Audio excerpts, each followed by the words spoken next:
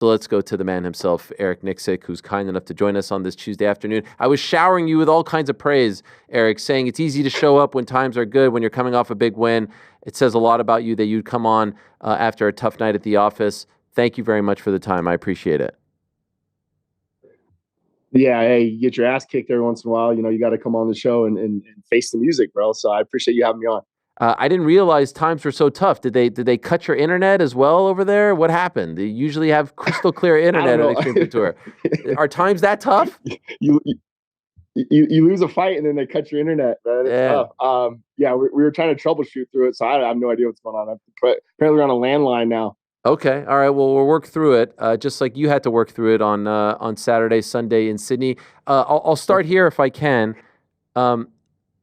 What do you make of what happened on Saturday night or Sunday in Sydney? What do you make of your guys' performance in the fight now a couple of days later? Oh, it was just uninspired fighting to me. It just seemed like he was sleepwalking, Yeah, it was tough, man. I was just trying to dig him out of it. Through the rounds. I didn't know if he was trying to collect data in the beginning or if it was just a slow start or what was going on. But, as the rounds began to progress, I can just tell that it just didn't feel like he was in it the way most of the times that he is. So, yeah, it was tough, man. It was tough 25 minutes to travel all the way out there. And like, man, let's not forget, this is a title fight. And I take these title fights very seriously. And just, I don't know. I was just disappointed, man. I was disappointed with the whole entire outcome, the whole fight as a process. Just thought it was just kind of flat. Were you expecting that? Was there any part of you that thought this might happen? No, I really didn't. I didn't. Like, just Sydney's good vibes, good juju, everything that went on out there last time with Israel. I thought it was like the place to be. I was very happy about that situation, getting back out there to fight, and getting the rematch with Dricus. I think there was things that we worked on all camp that were better than the last time around. We had a feel of what Dricus was going to implement. So I was very excited for it, man. I was so just for that type of performance, it was just very underwhelming. There was some talk about his arm and whether that was a staph infection. A, what can you tell us about the arm? And B, do you think that affected him in any way? It certainly doesn't help, but yeah, he had staph a couple weeks prior to us leaving. He was on antibiotics, but no, I mean, he looked great leading up to the last week and a half of training. Traveled out there, his cardio felt fine, everything felt fine. So, of course, getting staph that at any point doesn't help the situation. It's not ideal, but that's, to me, not the reason why he felt flat. So obviously in the aftermath, there's been a lot of criticism thrown his way, in large part because he's such a boisterous and kind of outspoken, outlandish personality, but he also, not just when talking about regular stuff, if you want to call it regular stuff, politics and all this stuff, he says things like he's going to fight to the death. And obviously that's not really what we saw on Saturday. Do you think that the criticism is warranted? Do you think that it has been fair? Yeah, of course. I do. I do. I mean, we have to be real. Like, it just was a very underwhelming performance in an opportunity to fight for a title. There's people in this sport that never even realize that potential to ever even be an opportunity to fight for a championship. That should be enough to get you motivated, to get you off the couch. So, it just to me was we didn't perform. So that's all. It's on all of us. It's on me as a coaching staff. It's on Sean, and I think he needs to evaluate what he wants to do in the sport. If it's just to make money, then that's great. Let us know. I want to coach world champions. So my motivations are different.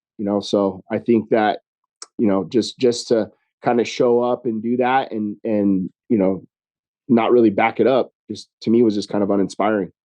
What is going through your mind as you're watching this unfold? Like you say, you travel all the way across the world. You're with the guy, second shot to try to beat this guy to win back the belt, and you could see your you could hear your frustration building. They kept going back to you in the corner, and you're being brutally honest. You're telling him it's too predictable. You got to go. You got to get a finish. You got every time it was building up. But as you're going back to the corner for those 5 minutes and you're watching this, what's going on inside? What are you thinking?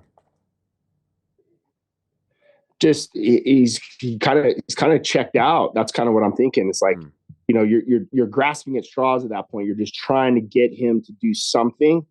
And like, like my dad used to always say in football, is like, you got to get something, get the band playing, right? Get the crowd and get motivated, get the momentum on your side again, So I'm asking for anything. The jab and the teep aren't going to win the fight. It's like if you have a predictable offense and you run this slow paced offense in football and you get down by 30, you don't have the ability to come back and win those games, right? Like you just don't have the ability to come back and win those types of games. So you have to take risks. You have to make something creative happen, and just jabbing and teeping your way to a comeback win wasn't there. So it's like, dude, find a same side head kick, throw some knees up the middle, so throw something different that's not predictable to what Dricus has seen for the last 9 rounds. So we have to mix it up.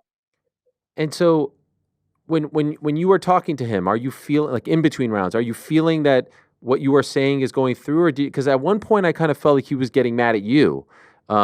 What did you make of that dynamic, and if your words were even reaching him? No, I felt like that's a typical Sean corner. Usually, like he's just kind of hard to like address. Like he's just kind of moves around, doesn't make a lot of eye contact.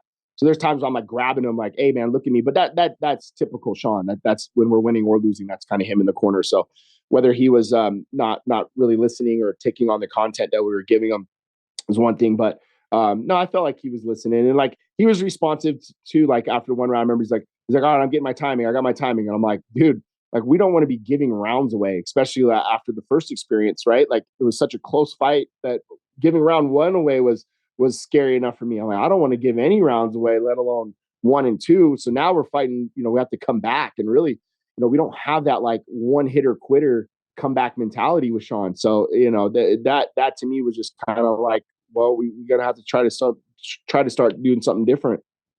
Can I ask, what was the game plan? Well, there was a lot of things that I think that we did well in the first fight that we could build on. And some of those things were, was when Dricus shot on us, we were leaving our hips behind. So we wanted to get away from leaning and leaving our hips there for Dricus to be able to take us down pretty easily. But if we did get taken down, there were some opportunities for us to be able to hit the switch and get on top. If you go back and watch the Brad Tavares fight, Brad was able to get on top and utilize some ground and pound and ride Dricus a little bit, get some control time.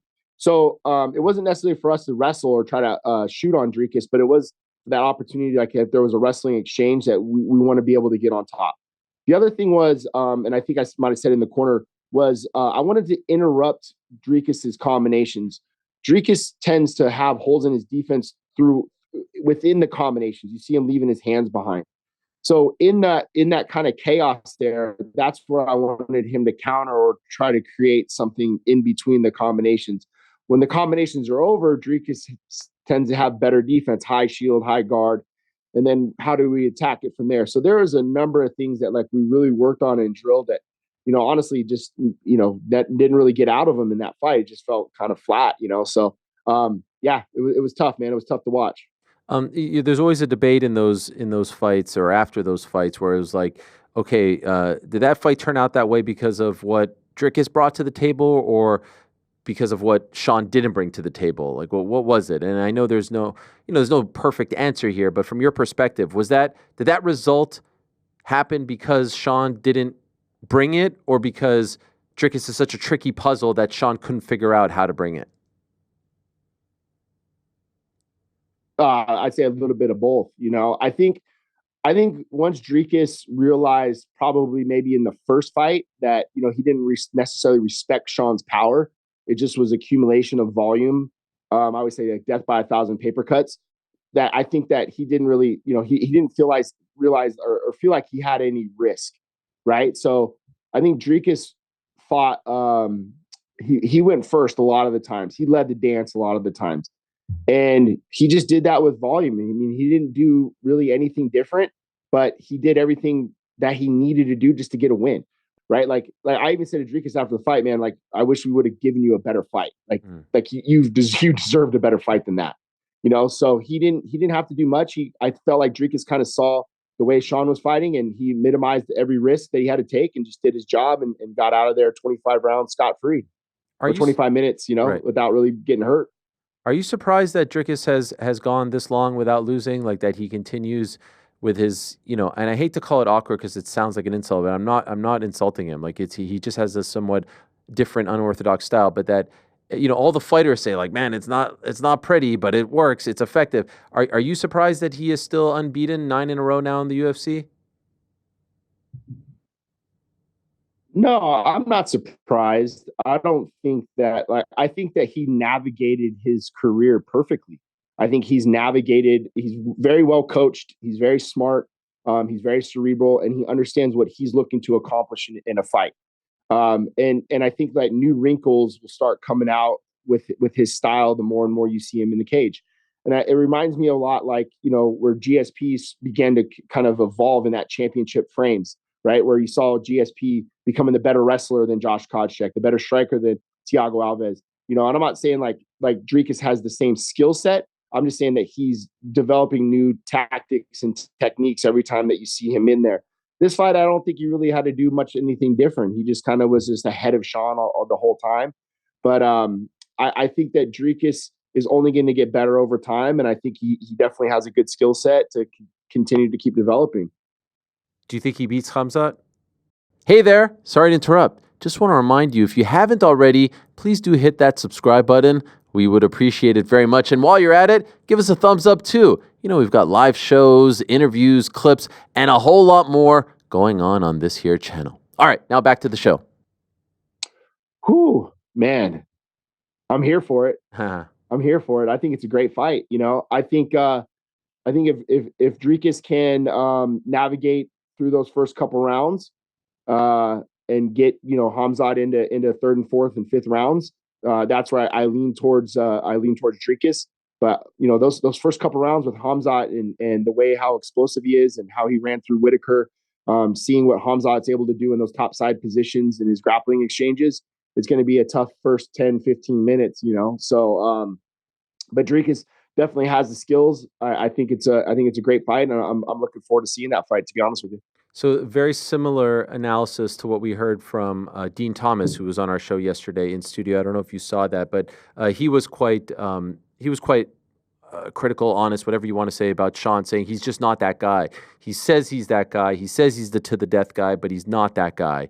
What is your response to that assessment? I think he's right to say that in this particular fight. Okay. I don't think that is I think that it's a broad brush to paint off after one fight. It wasn't our night. It was very flat, very uninspiring night. But I don't think that that's necessarily Sean as a person, or I mean, as a fighter. And we've seen him in these wars. We've seen him in these fights. We know he's capable of it, right? So just to say that, like, he's not that guy. Yeah, I mean, he wasn't that night. That's for sure. Okay. Could I ask from your perspective? Obviously, you're the coach. You're the X's and O's guy. But the road to a Sean Strickland fight is an interesting one, right? Because there's so much attention, and he has those press conferences, and he's just talking about all kinds of things that have nothing to do with fighting. And you have the newspapers saying they want him to get knocked out. Do you feel like any of that ends up being a distraction in the sense that he's focused on these things, these moments, these quotes, and once it comes to fight week, when you have to be completely switched on, and athletes, as you know, are almost programmed to not say anything interesting on the week. Like, imagine Jalen Hurts the week of the Super Bowl goes off on all kinds of things. Like, no, you don't want to do that because you want to just be completely locked in. As the coach, do you feel like sometimes that stuff takes over the actual task at hand, and thus we see a performance like this?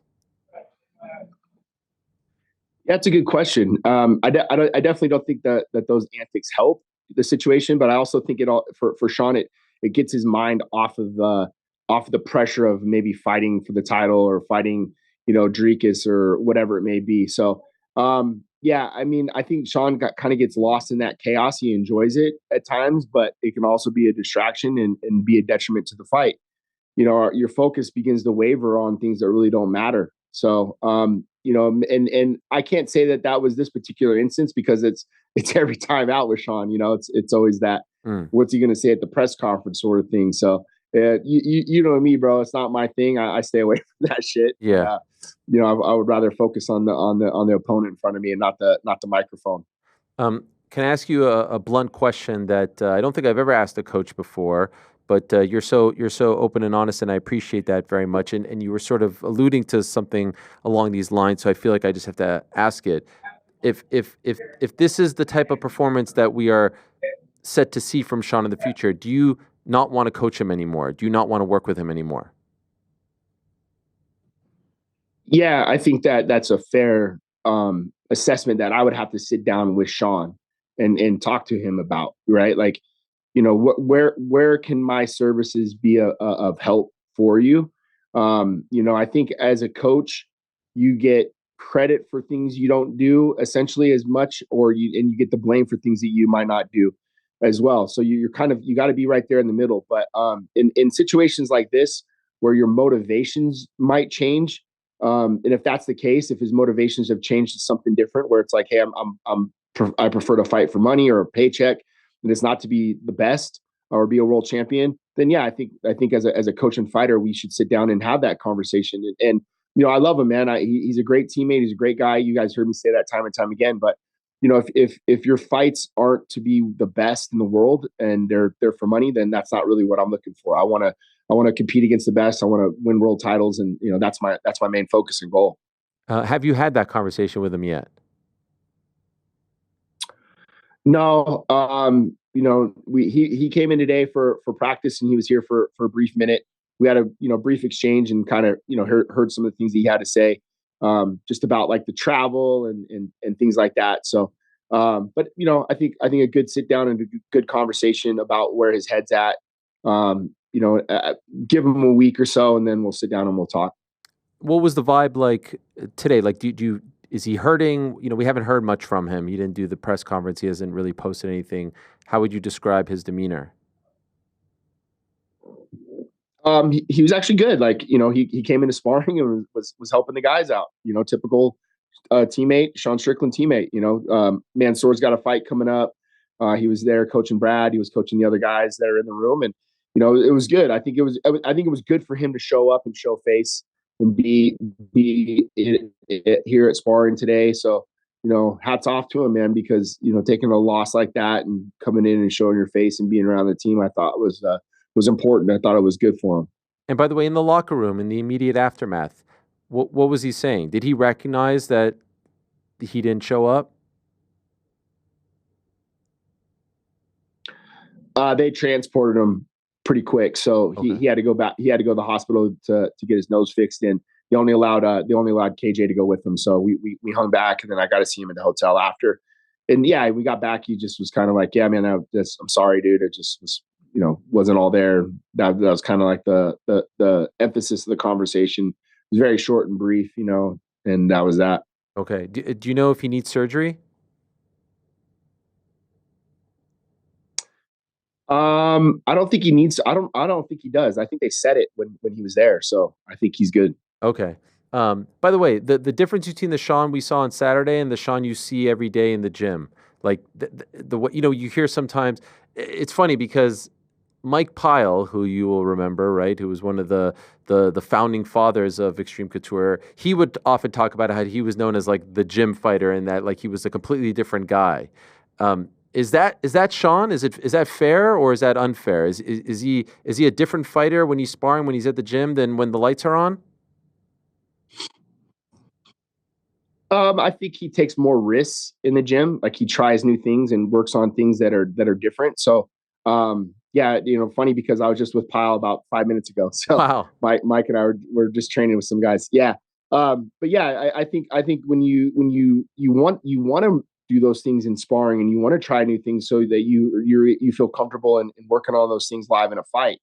I wouldn't say that he's reckless, but he wrestles a ton, you know. He throws different variants of his strikes and things that we work on. So yeah, I wouldn't say that he's like a gym warrior. I just think he takes more risks in the gym because you know you can, and those are the things those are the times to try those things out. Okay. So what happens now for you and Sean? You give him a week or so, you sit down, and you kind of just have an honest and open conversation. Yeah, I think that's the best approach. And you know, I always when I got into this game, you know, Robert Follis, you know, dropped some great knowledge on me. And he says every MMA guy has these three attributes: the fighter, the competitor, and the athlete. You and I have talked about this before in the past. Hmm. And you know, there's elements and degrees of these fighters that begin to dissipate. And Sean is a fighter of a 10, right? Like if the fight in him begins to start to waver and he doesn't have this anger, he doesn't have this feeling of wanting to be in there, or he doesn't have this like this meanness to him. Well, now you're relying on a competitor and an athlete that he's a decent competitor, but he's not a great athlete, right? So you have these attributes that you're trying to lean on. And then once that fighter begins to dissipate, like you change the environment, your bank account gets more, you have a love interest now, you have all these things, so you kind of take that meanness, that edge off of you. You know, so it's like, well, what are you inspired by? What's your why now? And those things will always change in a fighter, and you have to, as a coach, be good at adjusting it and making it, you know, to where it's to your best abilities. And that's something I think we need to kind of sit down and talk about, is where's his headspace at right now. Hmm. Who is next for you? What do you have next, Eric? Edmund Shabazian this weekend. Oh God, right back at it. But at least it's a home game, right? Yeah, so we're here for this fight, Edmund, and then I go to Seattle with Mansoor and Ebo. And what about the big man? Any signs of him? Boxing, MMA, the big, the big Frenchman. Yeah, not, nothing right now. I don't know who knows where he's at. I think he was just in Miami a couple days ago. So no news is good news, I guess. So All right. I like to see him. Like to see him get back into MMA just because we're making some good strides and getting moving. But my guess is he's probably going to box. Yeah. And what, we just saw the Super Bowl, and I'm so happy the NFL season is over because my Bills broke my heart once again, and they had their hearts broken too. But what about young Avery Nicksick? I see her on the gridiron doing incredible things. This is it. What do we have here in Avery? What is going on over here? She's leaving everyone in the dust. Oh, bro, this child, man, she's inspired, man. She's really enjoying the game. She's played a little bit of flag all the way like from junior high, but I think once they announced that there's the Olympics for female flag football, there's scholarships in college. Man, this kid is really taking a thriving to it. She enjoys it. I love going out and watching her play. She catches the ball well with her hands. She's got a great catch radius. I mean, you're seeing the highlights now, man. This kid is unbelievable. So I'm super happy for her. My oldest daughter leaves tomorrow for nationals in Orlando for dance. So they've won the national championship 4 years in a row. Last year they got second. So this is the redemption year. So the kids are thriving, man. They're doing good, and it's good to be home and see them. Wow. And by the way, and good luck to your daughter going. What's her name? McKenna is the oldest. Good luck to McKenna. How old is Avery? Avery's 15. She's a freshman in high school. Damn. Look at those wheels. Looking like a young James Cook out there, dare I say. I mean, yeah, she could go, man. Or Saquon. So that was that. And yeah, right. So that's on JV. She was a freshman on JV. And then the varsity's going to be, they start their playoffs this week. So she's going to be out there and helping the team with on varsity. So hopefully maybe she'll get a little playing time. Love it. Can I ask one last one? What was it like to corner a fight with Alex Pereira? He's cool, man. Like he's intimidating as all hell. So, but he was cool. Like, leaned over a few times and he's looking at me like, what the hell's going on with Sean? I'm looking at him like, man, we need to get this out of him, you know? So no, he was cool. And a lot of great insight. Love having him there. You know, a lot of people thought that like he flew all the way out there to corner Sean. That was not the case. He was already there. That's why we wanted him in the corner. He was already a resource for us and being in Australia. I think he was doing some seminars or something like that while he was out there. So, but him and Polino, man, great guys. Love having them. So it was an honor to have him in the corner. Always an honor to have you on the show, Coach. You know, I know it's not easy to answer some of these questions about someone that you care about and that you've been, you know, in the trenches with, right, in those foxholes. But you don't sugarcoat things in the corner and when you're asked questions. So much appreciated and much respect. Thank you.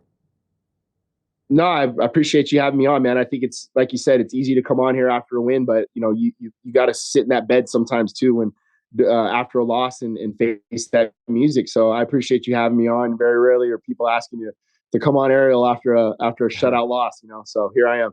Thank you. We appreciate it. We'll talk to you soon. We'll work on this Wi-Fi. Yes, that too. We'll work on that as well. All good. We make adjustments. Thank you so much to Coach Eric Nicksick. How can you not love that guy? Thanks for watching this video. Before you go, if you haven't already, hit that subscribe button for us. Also, give us a thumbs up, leave a nice comment. These things go a long way. And while you're here, do check out the rest of the channel. We've got live shows and full interviews, clips, and a whole lot more. We're doing big things here, and we appreciate your support very much.